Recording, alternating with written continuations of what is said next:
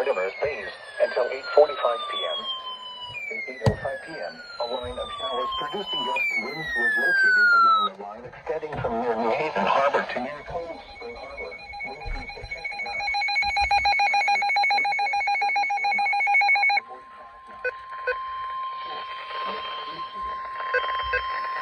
The National Weather Service in Mount Holly, New Jersey has issued a special marine warning for Delaware Bay. Coastal waters from Great Bay Inlet, New Jersey to Fenwick Island, Delaware out 20 nautical miles until 10 p.m. At 8:06 p.m. Faulkner Island around 8:15 p.m. Central Long Island Sound, Terry Point, and Madison Reef around 8:20 p.m. 6 Mile Reef and West Rocks to around 8:25 p.m. Maddox Inlet, Longsham Shoal, and mouth of the Connecticut River around 8:30 p.m.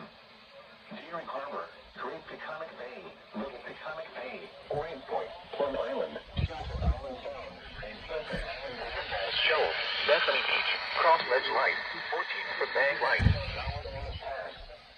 Strong winds and high waves are expected. If caught on the open water, stay below deck if possible.